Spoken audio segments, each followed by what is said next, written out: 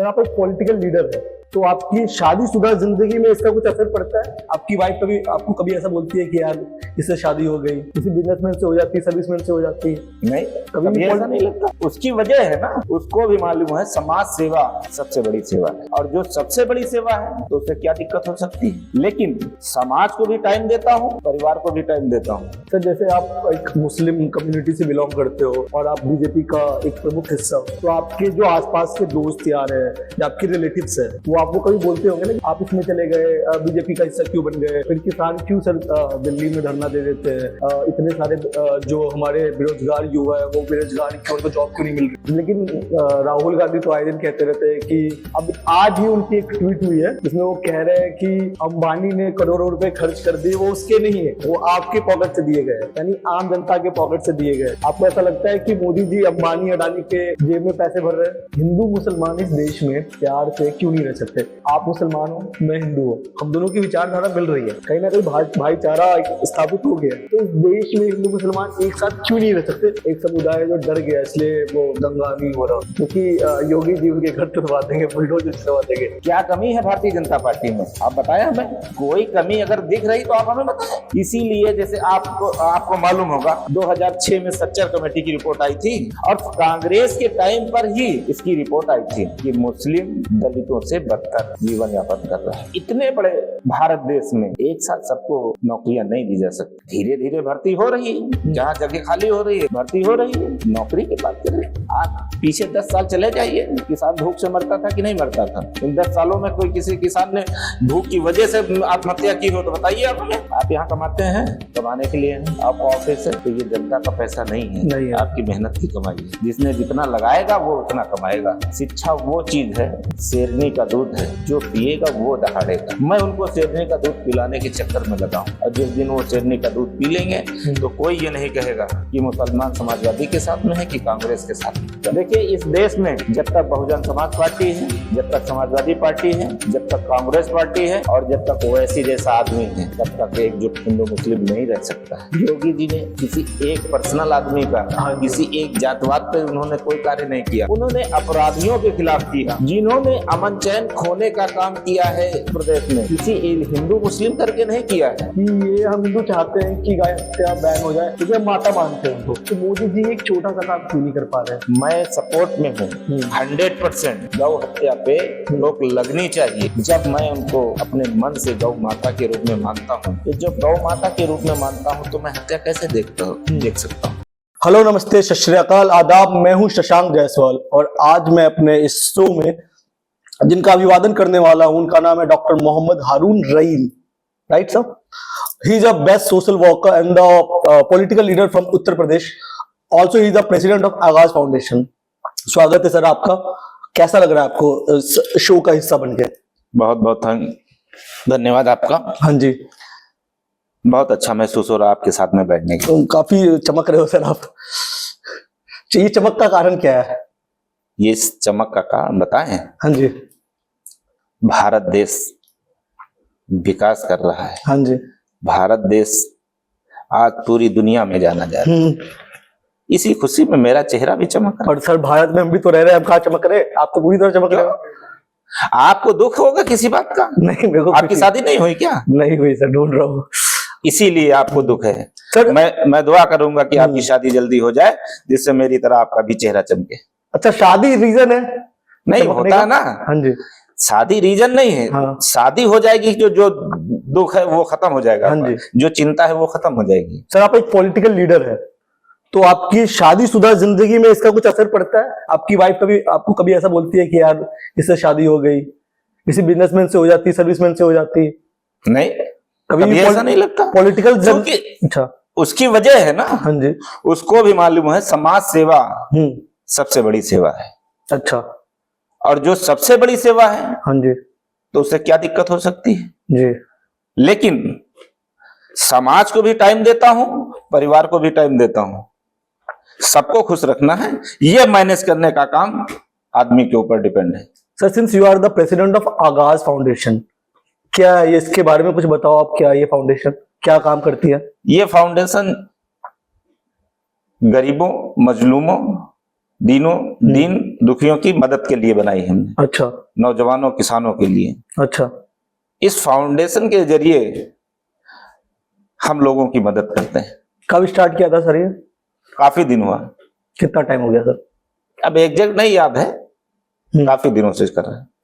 आप प्रेसिडेंट इसके भी है, national general secretary of Pasmanda Muslim community. जी, उसमें क्या काम होता है सर? उसमें समाज को आगे ले जाने का काम है। समाज में इसका एक संगठन है और उस संगठन के सभी लोग मिलके समाज को मुख्य धारा में जोड़ने के लिए आज उसकी मेहनत कर रहे हैं। आज पूरे देश में सोए हुए मुसलमानों को जो शिक्षा से अपेक्षित हैं, जो शिक्षा से दूर हैं, अभी तक समाज से दूर हैं, उनको जगाने का काम कर रहे हैं और उनको मुख्य धारा जोड़ने के लिए समाज में शिक्षित बनाने के लिए, उनको आगे बढ़ाने के लिए पूरी तरीके से ये संगठन काम कर रहा है। तो काम कर रहे हैं बिल्कुल। कितने लोग जाग चुके हैं सर?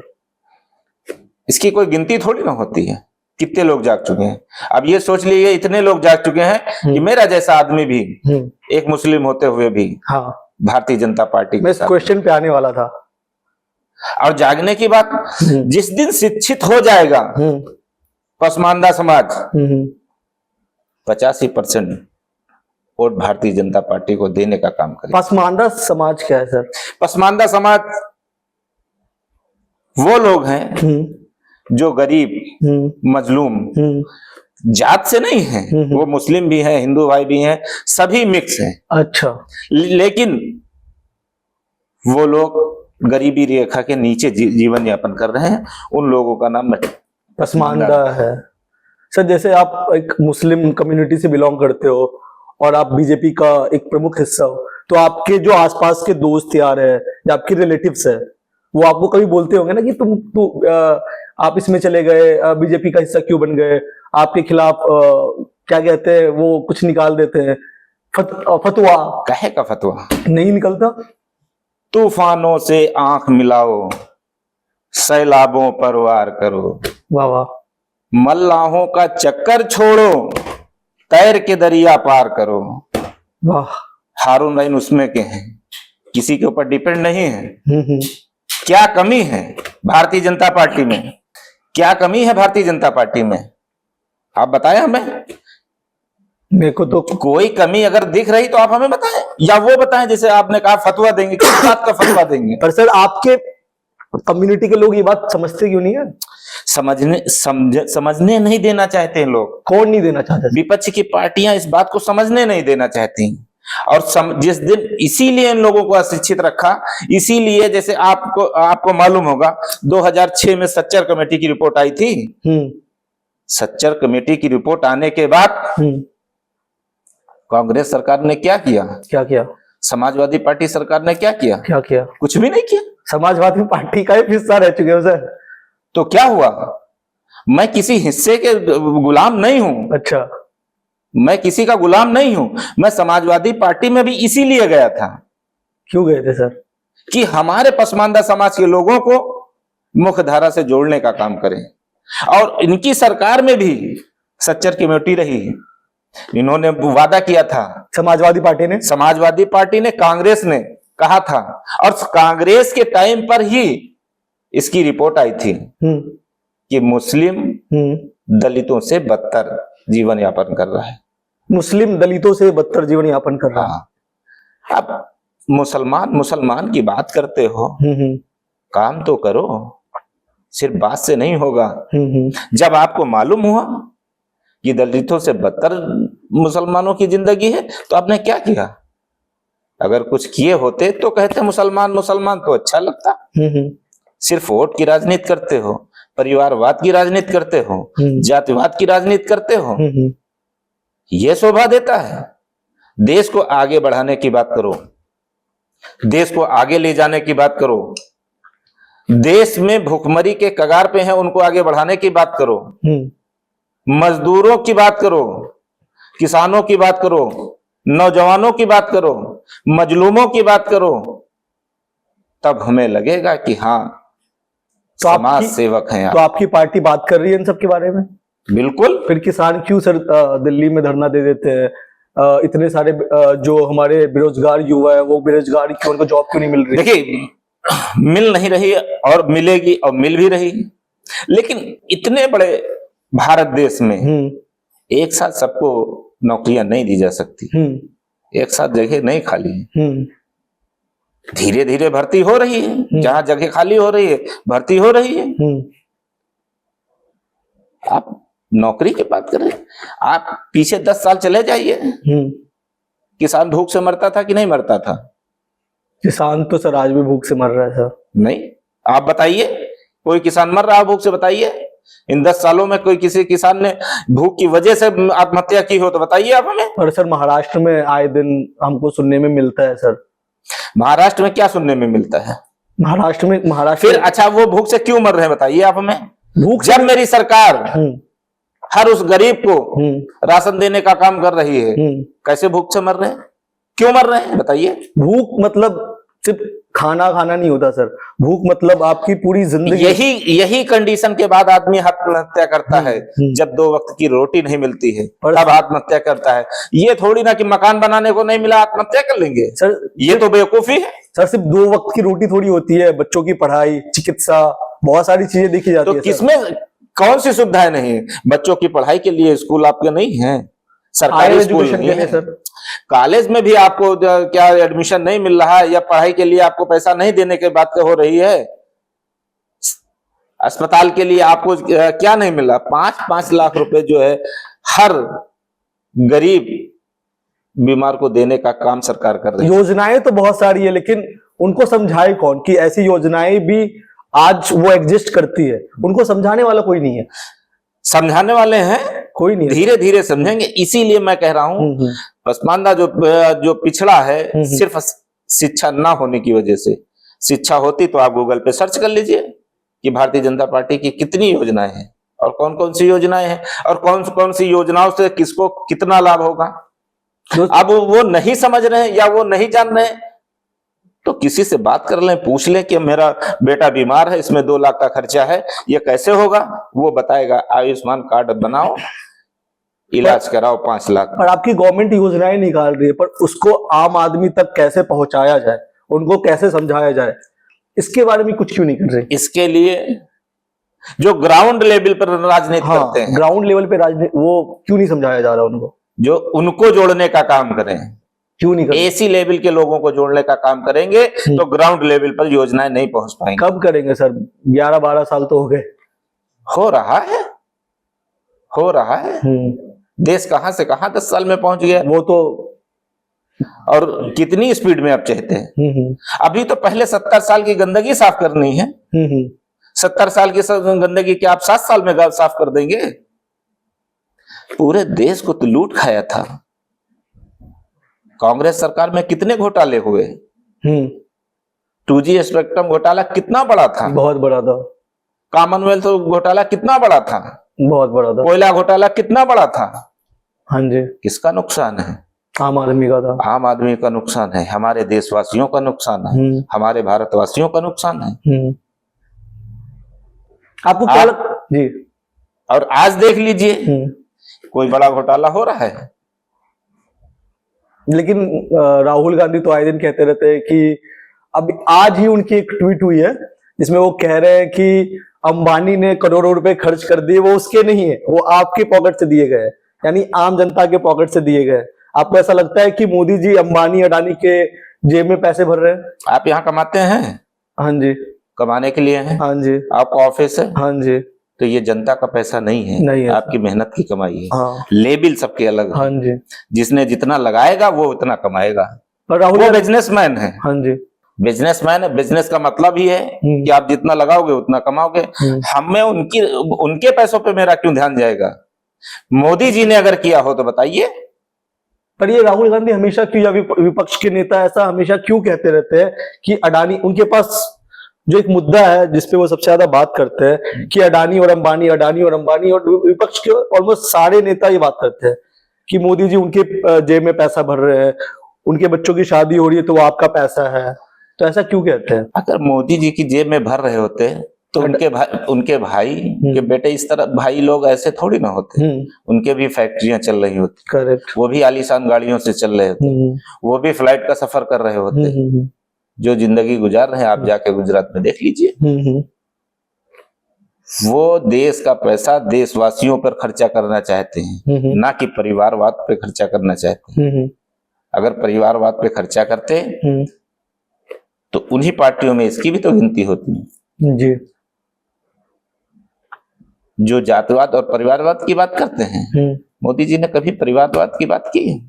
नहीं। अपने भाई को कभी चुनाव लड़ाया? नहीं। अपने भाई को मंत्री बनाया? नहीं। अपने फूफा को मंत्री बनाया, विधायक बनाया? नहीं। राहुल गांधी को देख लीजिए, अखिलेश यादव जी को देख लीजिए, ये लोग क्या है, पूरा खानदान सांसद विधायक मंत्री है। आपके तो अखिलेश जी के साथ रिश्ते कैसे हैं अभी? रिश्ते मिलते हो आप कभी? मिलने की क्या मतलब है? नहीं मिलते। मेरा कोई पर्सनल नहीं है कोई काम। हम जिस समाज को लेकर आए थे और जिस समाज के लिए पार्टी में गए थे, उस समाज का कोई काम नहीं हुआ तो मैं उनसे रिश्ते मतलब क्या रहेगा? पर सर हमने आज तक सुना है कि एक पॉलिटिकल रिलेशन होता है, एक पर्सनल रिलेशन होता है, तो वो दोनों अलग अलग होता है, क्या ये सच है? हमारा मकसद सिर्फ एक है, हाँ, कि हमारे पसमानदा मुसलमान भाइयों के लिए, हिंदू मुस्लिम नौजवान किसान वंचित दीन दुखियों को जो मुख्य धारा से जोड़ने का काम करेगा, मैं उसके साथ रहूंगा। हमारे अखिलेश जी से ऐसे रिश्ते हैं जैसे हमारे गरीब नौजवान किसान मजलूमों के रिश्ते हैं, वैसे हमारे उनसे भी रिश्ते हैं। सर कैसे इंसान है अखिलेश जी? मतलब हमने उनको पार्लियामेंट में या फिर विधानसभा में सुना तो है, और मेरे को कहीं ना कहीं अच्छे इंसान लगते हैं वो। आपको कैसे इंसान लगते हैं वो? चलो पॉलिटिक्स हटा दे, राजनीति हटा दे, पर्सनली मतलब वो कैसे इंसान है? वो चक्रव्यूह में फंसे हैं, और चक्रव्यूह के घेरे में जो फंसे रहते हैं उनकी जो सुनते हैं, इसीलिए खराब है। पर्सनली सही है, पर्सनली अच्छा। अगर ये चक्रव्यूह तोड़कर ध्यान दें, ये जवानी है कुर्बान हटा के ध्यान दें, तो होंगे अच्छे। योगी जी से मिले आप? पार्टी में आए तो सबसे मिलना पड़ेगा। हाँ जी। पार्टी की नीतियों को समझना पड़ेगा, हाँ, पार्टी के बारे में बताना पड़ेगा। मिलने के लिए तो बहुत सारे नेताओं से मिले हैं, और जो सम्मान मिला है वो काबिले तारीफ है। सर मेरे को ऐसा लगता है कि इंडियन मुसलमान जो है, एक कम्युनिटी है, उनको चाहे कोई भी पार्टी हो, वो वोट बैंक के रूप में ही देखती है, उनका इस्तेमाल किया जाता है। आपको असल में एक चीज का, जैसे आप कह रहे हो कि कोई भी पार्टी हो, बहकावे में शिक्षा ना होने के कारण होता है। शिक्षा के लिए मैं काहे इतना प्रयास कर रहा हूं? जब शिक्षित होगा तो समझदारी आएगी। शिक्षा वो चीज है, शेरनी का दूध है, जो पिएगा वो दहाड़ेगा। वाह। मैं उनको शेरनी का दूध पिलाने के चक्कर में लगा हूं, और जिस दिन वो शेरनी का दूध पी लेंगे तो कोई ये नहीं कहेगा कि मुसलमान समाजवादी के साथ में है कि कांग्रेस के साथ में है। आपके क्षेत्र, आप जहाँ जिस कॉन्स्टिट्यूशन से बिलोंग करते हो, उस क्षेत्र में मुस्लिम और हिंदुओं की आबादी का क्या अनुपात है? मैं जिस क्षेत्र से चुनाव जीत कर आया हूँ, हाँ जी, बहुत डिफरेंस है। ज्यादा कौन है, हिंदू है या मुसलमान है? 90% हिंदू है, 10% मुस्लिम। और वहां पे आप जीत गए? यार मैं बात ही नहीं करता हूं उस पे। मेरा मकसद हिंदू मुसलमान से नहीं है। नहीं, वो तो मैं समझ रहा हूँ सर, लेकिन आज भी जाति की राजनीति होती है हमारे देश में। हारून भाई नहीं करते हैं जातवाद की राजनीति। हाँ जी। कर्पूर गौरम करुणावतारम संसार सारम भुजगेंद्र हारम सदा वसंतम। हम उसमें के हैं, हम इसमें थोड़ी ना। अच्छा, हमने ये पढ़ दिया तो क्या मैं हिंदू हो गया? नहीं। तमाम हिंदू भाई कुरान शरीफ पढ़ते हैं तो क्या वो मुसलमान हो गए? नहीं। अभी अगर कोई बात होगी तो तमाम ऐसे भी लोग हैं देश में जो कहेंगे देखो हिंदुओं की बात करते हैं। सर हाल ही में मैं परम पूज्य हमारे धर्म के सबसे बड़े जो पद पे विराजमान है शंकराचार्य अभिमुक्तेश्वरानंद सरस्वती से मिला था, उनका पॉडकास्ट किया था। तो ना वो मोदी जी से खफा है। पता है खफा क्यों है? वो कह रहे हैं कि मतलब 12-13 साल हो गए वो वेट कर रहे हैं कि मोदी जी कब गाय हत्या पे बैन लगाए। ये हम हिंदुओं के लिए कहीं ना कहीं आस्था की बात है कि ये हम हिंदू चाहते हैं कि गाय हत्या बैन हो जाए, क्योंकि हम माता मानते हैं उनको। तो मोदी जी एक छोटा सा काम क्यों नहीं कर पा रहे? करेंगे। कब करेंगे सर? शंकराचार्य जी को मैं आश्वस्त करना चाहता हूं कि चिंता ना करें, ये बहुत जल्द हो जाता है। लेकिन इस बार थोड़ी सी गलती हुई है, जो पूर्ण बहुमत की सरकार नहीं बनी। अगर पूर्ण बहुमत की सरकार इस बार बन गई होती तो अब तक उनका ये कार्य भी हो गया होता। लेकिन मैं आपको बता दूं इस चैनल के माध्यम से, शंकराचार्य जी पूरी तरह भरोसा करें कि इन्हीं 5 सालों के अंदर उनकी मन की मुराद पूरा करने का काम मोदी जी करेंगे। 5 साल लग जाएंगे सर? 5 साल के अंदर, 5 महीने में भी हो सकता है, 5 दिन में भी हो सकता है, 50 दिन में भी हो सकता है, लेकिन ये भरोसा है कि ये हो जाएगा। जब मैंने शंकराचार्य जी से मिला था तो मैंने उनसे एक क्वेश्चन किया था कि अगर मोदी जी गौ हत्या पे बैन लगा देते हैं तो क्या आप उनको समर्थन करने के लिए तैयार हो? क्योंकि कहीं ना लोग उनको ना समझने लगे ये कांग्रेसी है, ठीक है, या फिर किसी एक अलग दल का मानने लगे हैं। लेकिन शंकराचार्य जी ने, जब मैंने उनसे क्वेश्चन किया तो उनकी बस एक ही समस्या है कि अगर ये प्रॉब्लम सॉल्व हो जाए, गौ हत्या पे बैन लग जाए, तो मोदी जी का खुले दिल से समर्थन करने के लिए तैयार है। और सिर्फ शंकराचार्य जी नहीं, जितने भी हिंदू संत है वो मोदी जी का खुले दिल से समर्थन करने के लिए तैयार है। मैं सपोर्ट में हूं 100%। गौ हत्या पे रोक लगनी चाहिए। हाँ जी। जब मैं उनको अपने मन से गौ माता के रूप में मानता हूं, तो जब गौ माता के रूप में मानता हूं तो मैं हत्या कैसे देख सकता हूं? बिल्कुल उन्होंने जो आवाज उठाई है बिल्कुल सही है। और जब हर आदमी गौ माता को पूछता है, हमारे भारतवासी गौ माता को पूछते हैं, तो हत्या नहीं होनी चाहिए। जो लोग हत्या करते हैं मैं उनको अवगत करा दूं कि सुधर जाएं गौ माता की हत्या से, वरना उसका परिणाम बुरा भुगतना पड़ेगा उन लोगों को। और मुझे ऐसा लगता है कि हमारे मुस्लिम भाइयों बहनों को भी इस बात से तो कोई प्रॉब्लम नहीं होगा, जिस बात से हिंदुओं की आस्था जुड़ी हुई है उस चीज पे अगर उस चीज को मान लिया जाए तो मेरे को नहीं लगता कि किसी भी मुस्लिम भाइयों बहनों को कुछ प्रॉब्लम होने वाला है। वो तो राजनीति है जो कुछ करवा देता है। बिल्कुल नहीं। हाँ जी। बहुत तरीके के मांस है हाँ जी खाने के लिए। हाँ जी। क्या एक यही थोड़ी ना है? सही बात है। जब बहुत तरीके के बहुत से मांस खाने के तरीके हैं तो इस पर क्यों ध्यान दिया जा रहा है? हाँ जी। और सबसे बड़ी बात मैं आपको बता दूं, अगर यहाँ पे हिंदुस्तान में, भारत में अपने इस बैंड है। बैन तो नहीं है सर, गाय काटना बैंड है। कुछ राज्यों में बैन है। जिन राज्यों में बैंड है, हाँ। उस राज्यों में मुसलमान को चाहिए कि गाय का गोश्त ना खाए। हाँ जी। क्योंकि वो लोग खुद जानते हैं ये इस्लाम में है। हाँ जी।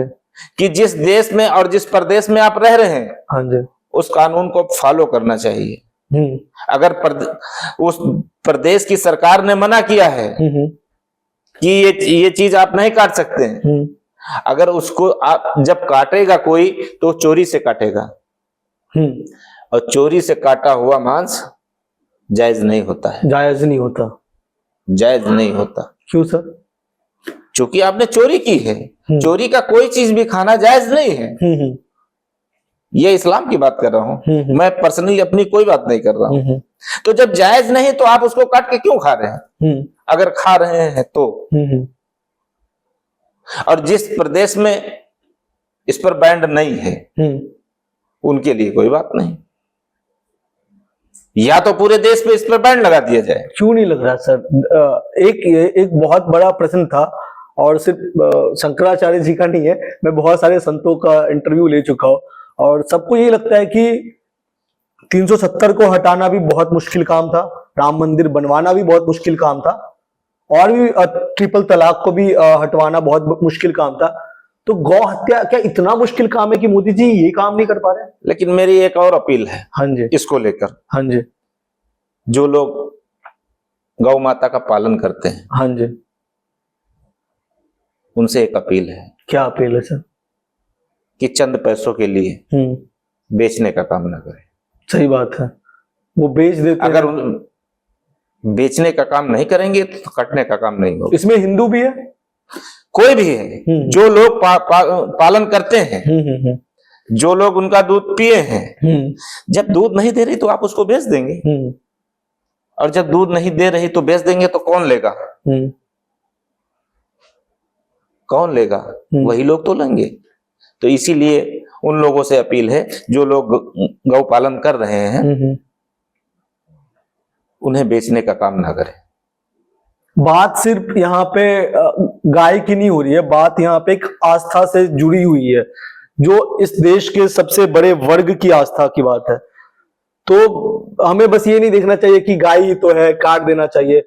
बात ये है कि एक बहुत बड़ा कम्युनिटी है, हिंदू कम्युनिटी, जिनकी आस्था जुड़ी हुई है इस पे अगर हम पॉलिटिक्स ना करें, अगर हम अपने आप को समझा ले कि नहीं करते हैं, हम अपने हिंदू भाइयों बहनों के लिए नहीं काटते हैं, तो क्यों नहीं रह सकते सर? हिंदू मुसलमान साथ में क्यों नहीं रह सकते? आप एक बात बताइए। हाँ जी, मोर राष्ट्रीय पक्षी है? हाँ, राष्ट्र पक्षी है। आप मार के देख लीजिए। नहीं मार सकते उनको। मार देंगे तो क्या होगा? सजा हो जाएगा, तुरंत हो जाएगा। हो जाएगा। आप भी घोषित कर दीजिए राष्ट्रीय जानवर, एनिमल राइट। और जो उसको काट देगा आजीवन कारावास के कानून लागू कर दीजिए। 10 लोग जाएंगे, उसके बाद किसी की हिम्मत नहीं होगी। हिंदू मुसलमान इस देश में प्यार से क्यों नहीं रह सकते? आप मुसलमान हो, मैं हिंदू हूं, हम दोनों की विचारधारा मिल रही है, कहीं ना कहीं भाईचारा स्थापित हो गया है। तो इस देश में हिंदू मुसलमान एक साथ क्यों नहीं रह सकते? क्योंकि मैं दिल से चाहता हूं कि रहे, और मेरे जैसे बहुत सारे ऐसे लोग हैं जो चाहते हैं रहे, लेकिन कहीं ना कहीं एक बहुत बड़ी कम्युनिटी है, बहुत बड़ा हिस्सा है जो चाहता है कि ये ना हो। तो इसके बारे में आप क्या कहना चाहते हो, क्यों नहीं हो रहा है ऐसा? देखिए, इस देश में हाँ, जब तक बहुजन समाज पार्टी है, जब तक समाजवादी पार्टी है, जब तक कांग्रेस पार्टी है, और जब तक ओवैसी जैसा आदमी है, तब तक एकजुट हिंदू मुस्लिम नहीं रह सकता है।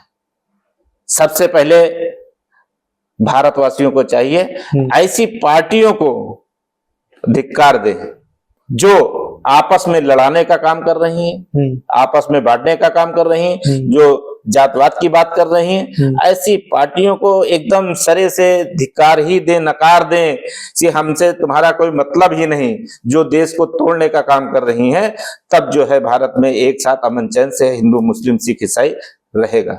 क्योंकि कहीं ना कहीं ये बहुत बड़ा भारतीयों का सपना रह गया है कि यार कभी तो ऐसा दिन आए जब हिंदू मुस्लिम सिख ईसाई भाईचारे के साथ रह सके, और हम सबका एक सपना है। अभी आजकल क्या हो गया देश में, कहीं धर्म की लड़ाई, कहीं भाषा की लड़ाई। साउथ में चले जाओ तो भाषा की लड़ाई कि हिंदी इंपोज कर रहे हैं उन पे, यहाँ पे धर्म की लड़ाई, कहीं जाति की लड़ाई। तो ये लड़ाई रुकती क्यों नहीं? रुकेगी। आप बता दीजिए। हाँ जी, इन 10 सालों में हाँ जी, कहां पे ऐसे दंगे हुए? दंगे तो कम हुए हैं। हुए? नहीं हुए। नहीं हुए, क्योंकि अब भाईचारा का मामला है। देश में वो पार्टी है जो भाईचारे की बात करती है। पर उन लोगों को लगता है कि एक समुदाय जो डर गया इसलिए वो दंगा नहीं हो रहा, क्योंकि योगी जी उनके घर तुड़वा देंगे, बुलडोजर चलवा देंगे। तो ये डर की वजह से नहीं, ये आप गलत कह रहे हैं। नहीं, मेरा ये मानना नहीं है, लोगों का मानना है। जो लोग कह रहे हैं वो गलत कह रहे हैं। हाँ जी, योगी जी ने किसी एक पर्सनल आदमी का, हाँ जी, किसी एक जातवाद पे उन्होंने कोई कार्य नहीं किया। हाँ जी, उन्होंने अपराधियों के खिलाफ किया जी, जिन्होंने अमन चैन खोने का काम किया है प्रदेश में उनके खिलाफ किया है, किसी हिंदू मुस्लिम करके नहीं किया है। अगर गलत ठाकुर ने किया है तो ठाकुर नहीं बचेगा, गलत मुस्लिम ने किया है तो मुस्लिम नहीं बचेगा, गलत यादव ने किया है तो यादव नहीं बचेगा।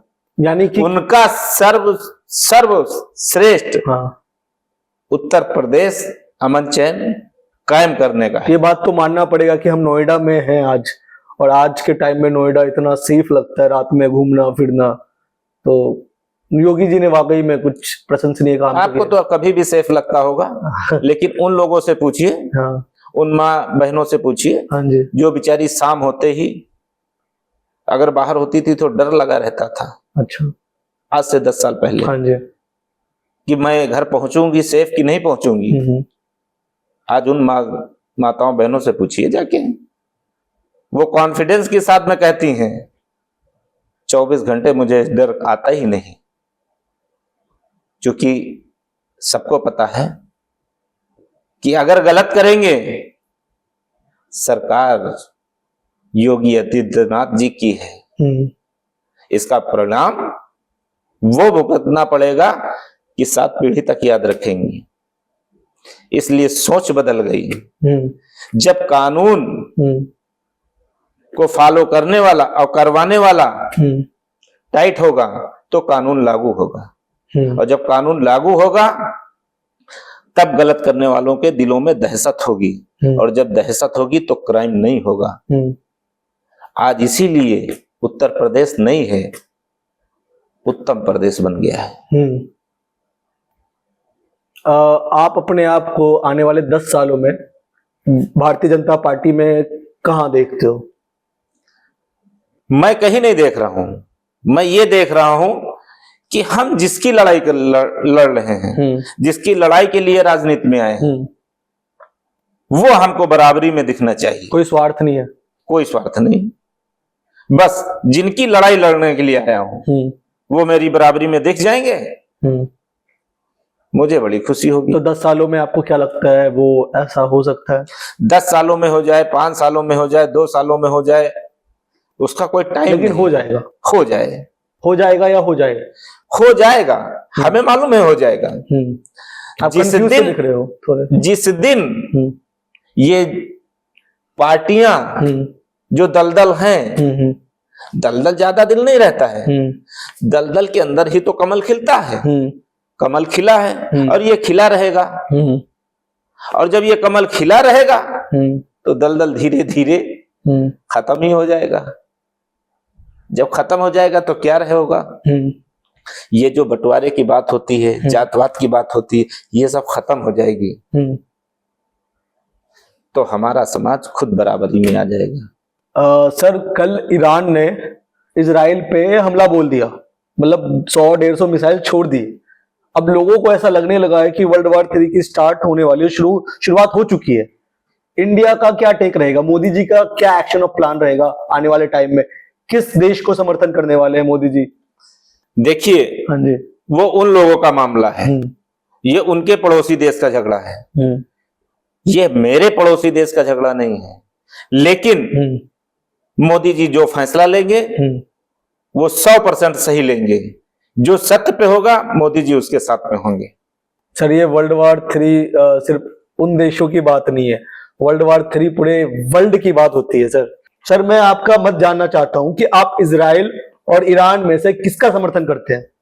मैं इस मामले में किसी का नहीं समर्थन करता हूं। मैं इस मामले में सिर्फ शांति चाहता था, और शांति होनी चाहिए, क्योंकि मैं शांत रहने वाला व्यक्ति हूं, और मैं नहीं चाहता हूं कि आपस में कोई देश लड़े जिससे दोनों देशों का नुकसान हो।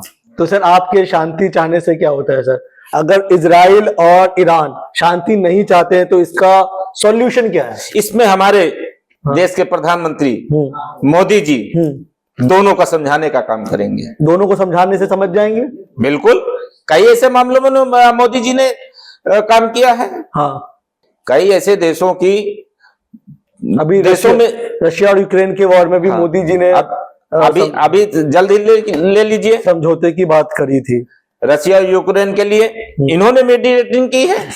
तो इसी तरीके से प्रधानमंत्री जी इन दोनों देश के लिए भी करेंगे। अच्छा। मुझे पूरा भरोसा है। सर मैं इस शो का लास्ट क्वेश्चन पूछने वाला हूँ। पॉलिटिकल एंगल को साइड में रखते हैं, भाईचारे की बात करते हैं।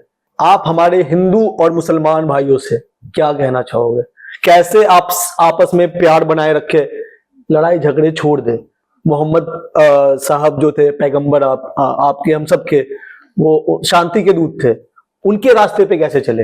या फिर हमारे धर्म में राम जी थे, कृष्ण जी थे, उनके रास्ते पे कैसे चले? आप हमारे हिंदू भाइयों और मुस्लिम भाइयों के बारे में क्या कहना चाहोगे? मतलब उनको क्या सजेशन देना चाहोगे? मैं सभी देशवासियों से कहना चाहता हूं, देश में रहने के लिए आपस में किसी तरीके से, किसी के बहकावे में एक दूसरे से झगड़ा ना करें।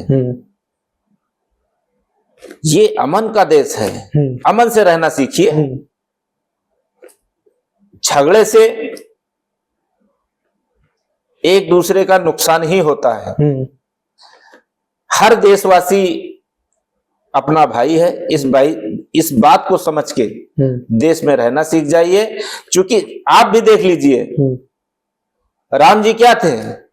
मर्यादा पुरुषोत्तम भगवान श्री राम थे वो। तो मर्यादा पुरुषोत्तम श्री राम भगवान थे। उन्होंने शांति का परिचय दिया, शांति का परिचय दिया, एक दूसरे से मिलने और मेल मिलाप से रहने का परिचय दिया। सही बात है। जैसे हमारे नबी हुजूर पाक सल्लल्लाहु अलैहि वसल्लम ने दिया था, मोहम्मद साहब ने वैसे उन्होंने दिया। तो दोनों लोगों से मैं कहना चाहता हूं कि अपने अपने धर्म को देखकर एक दूसरे से भाईचारा बना के रहें, जिससे आपकी भी तरक्की होगी और देश की भी तरक्की होगी।